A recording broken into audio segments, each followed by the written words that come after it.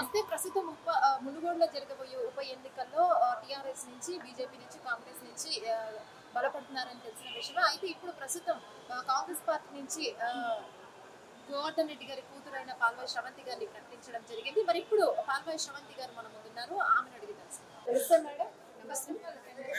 మీకు party ticket ఇచ్చినందుకు మీరు ఎలా ఫీల్ అవుతున్నారు? I'm feeling honored and also very responsible because this is a huge responsibility now.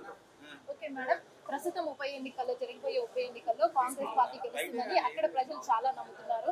And అలాగే కాంగ్రెస్ పార్టీ గెలిస్తే అక్కడ ప్రజలకు మీరు ఏం చెప్తారు? మునుగోడు నియోజకవర్గంలో అభివృద్ధి చేసిందంటే కేవలం కాంగ్రెస్ పార్టీనే చేసింది. అలాంటి పరిస్థితుల్లో ఈ రోజు ఉన్న పరిస్థితుల్లో కాంగ్రెస్ పార్టీకే ప్రజలు పట్టం కడతారు, కాంగ్రెస్ పార్టీని ఆదరిస్తారన్న ప్రగాఢ నమ్మకం నాకుంది. ఆల్రెడీ నేను డోర్ టు డోర్ క్యాంపెయినింగ్లో 5 మండలాలు తిరగడం జరిగింది. అక్కడ 5 మండలాలు తిరిగినప్పుడు అక్కడ ప్రజలతో మాట్లాడినప్పుడు కూడా ప్రజలు కాంగ్రెస్ పార్టీ పక్షాన్నే ఉన్నారు, కాంగ్రెస్ పార్టీకే ఓటేస్తామన్న మాట కూడా వాళ్ళ నోటి నుంచి వస్తుంది. ఓకే మేడం, ఆల్రెడీ అంటే అనౌన్స్మెంట్ డిక్లరేషన్ కూడా అయిపోయింది, ఓటింగ్ డేట్ ఎప్పుడు అని కూడా. మళ్ళీ మీరు ప్రచారానికి వెళ్ళాల్సింది కదా.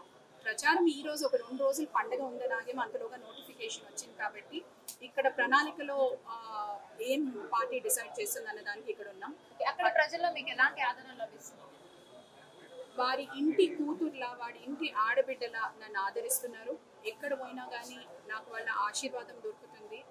వాళ్లకు మా నాన్న గోవర్ధన్ రెడ్డి గారు చేసిన సేవ వాళ్ళు గుర్తుకు చేసుకుంటున్నారు.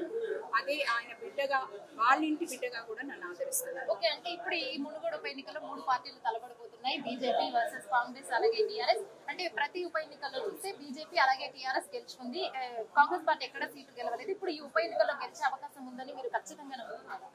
మునుగోడు నియోజకవర్గం ఎప్పుడైనా కాంగ్రెస్ పార్టీ అడ్డా, పటిష్టంగా ఉన్న కాంగ్రెస్ పార్టీ పటిష్టంగా ఉన్న నియోజకవర్గం ఇది. గత ఎన్నికల్లో కూడా ఎక్కడ గెలిచినా గెలవకపోయినా ఖచ్చితంగా ఇక్కడ మాత్రం కాంగ్రెస్ పార్టీ గెలిచింది. సో ఏ రోజైనా మీరు ఎన్నికల చరిత్రను తీసుకున్నా గత 12 ఎలక్షన్లు 6 ఎలక్షన్లు కాంగ్రెస్ పార్టీ ఒకటే గెలిచింది ఇక్కడ. ఆ పరిస్థితిలో క్యాడర్ ఇంకా స్ట్రాంగ్ గా ఉంది, ప్రజల్లో కూడా కాంగ్రెస్ పట్ల ఇంకా ఆ గౌరవం అలాగే ఉంది కాబట్టి ఖచ్చితంగా కాంగ్రెస్ పార్టీని ఈ ఎన్నిక గెలవబోతుంది. హాయ్ ఫ్రెండ్స్, మా టుడే టుమారో యూట్యూబ్ ఛానల్ చూస్తున్నందుకు చాలా థ్యాంక్స్. మరిన్ని లేటెస్ట్ వీడియోస్ కోసం వెంటనే సబ్స్క్రైబ్ చేయండి. అలాగే ఈ బెల్ ని కూడా రింగ్ చేసేయండి. మా నోటిఫికేషన్స్ అన్ని మీ మొబైల్లో వస్తాయి. అలాగే మా వీడియోస్ మీకు నచ్చితే లైక్ చేయండి, షేర్ చేయండి, నచ్చకపోతే కామెంట్ చేయండి.